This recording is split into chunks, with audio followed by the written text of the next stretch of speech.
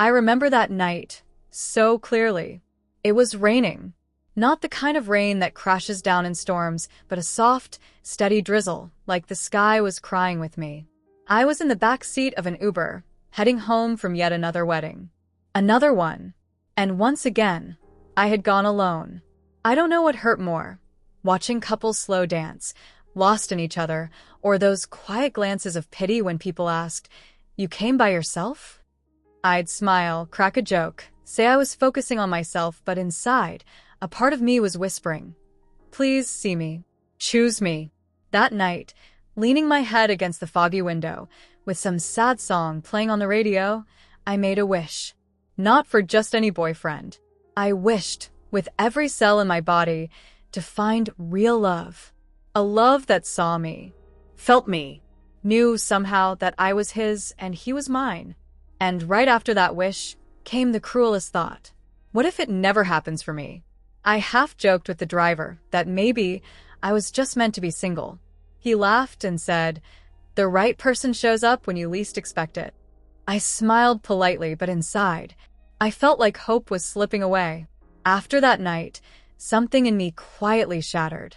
I threw myself into work, into my architecture projects, filled my calendar to the brim, but deep down, I was just running from the echo that haunted me the most: loneliness. At 34, I kept telling myself I was fine, independent, successful, and I was in many ways. But at night, my pillow knew the truth. It had soaked up the tears I never let anyone see.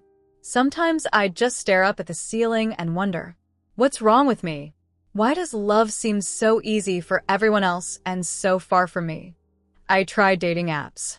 Swiping, chatting, meeting. So many forgettable conversations. I even dated someone for a few months. He said all the right things, but I never felt truly safe with him. And when he ended things over text, telling me I was too good, that broke me. Not because I lost him, but because I lost one more piece of hope. One more reminder that maybe love wasn't meant for me. It happened on a quiet Sunday morning. I was curled up on my couch, scrolling through YouTube half-heartedly, just looking for something, anything, to make me feel a little less empty. Then I saw a video with a title that stopped me cold. "The love you're searching for is also searching for you." I clicked. The woman's voice was calm, soft. She told a story. It could have been mine. A woman who had given up on love until she started doing something different. She stopped chasing and started aligning. And then she said something that cracked me open. The love you're waiting for can only arrive once you stop hiding from yourself. I don't know why, but something clicked. That day, I made a decision. Every morning before work, I'd sit on my old gray couch, play gentle music, and write in my journal. But not just journaling, I was writing letters to him. I didn't know his name, or his face, or where he was, but I wrote as if we were already together. "Today was a long day, love. But just imagining your arms around me makes everything feel lighter." Slowly, something started to shift. I began to feel loved by him, by the universe, and maybe for the first time, by myself. At night, I visualized. I saw us walking hand in hand, laughing at nothing, cooking in my tiny kitchen. I could even smell the coffee, feel the warmth, hear the peace in the silence. I made a vision board too. Photos of real couples who looked at each other the way I wanted to be seen. And each day, I whispered, "Thank you," because I know he's already on his way. Some days felt silly. Some nights I cried.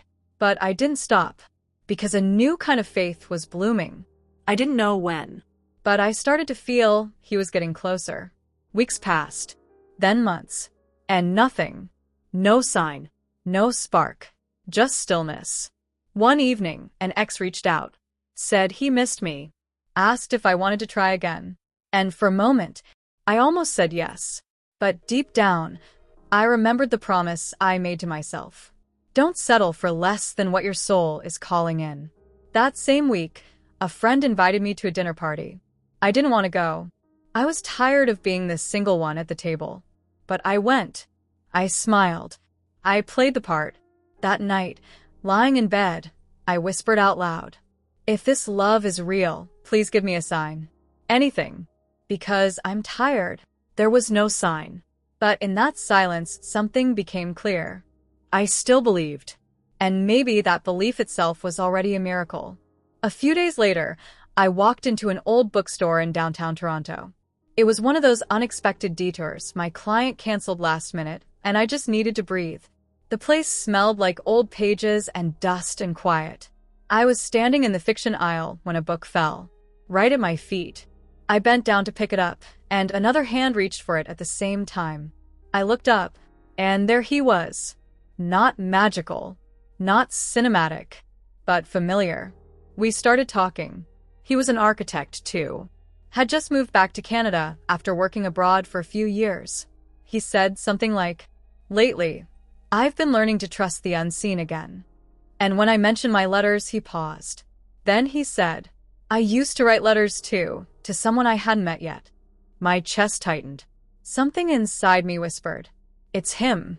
After that day, we started seeing each other more. It was slow, gentle, real. We talked about everything: buildings, cities, fears, childhood memories, silence. There were no games, no masks, just presence. And one night, sitting in his car after dinner, I looked at him and thought, "I waited for you. And you waited for me." I cried when I got home, but not out of sadness. I cried because I knew he was real. He was here. And he was ready. Looking back, I realize now, the love I was searching for wasn't missing. It was becoming. The universe doesn't give us what we beg for. It gives us what we align with. If you're listening to this and you feel like love is far away, breathe. It's not that it doesn't exist. It's just waiting for you to come back to yourself. Because when you stop chasing love and start becoming love, that's when it finds you. If this story touched your heart, comment below. I believe in the love that's on its way. And remember, the universe is always listening. Even in the silence. Even in your doubts. Trust. Feel. Receive. Don't forget to subscribe to the channel to hear more exciting stories.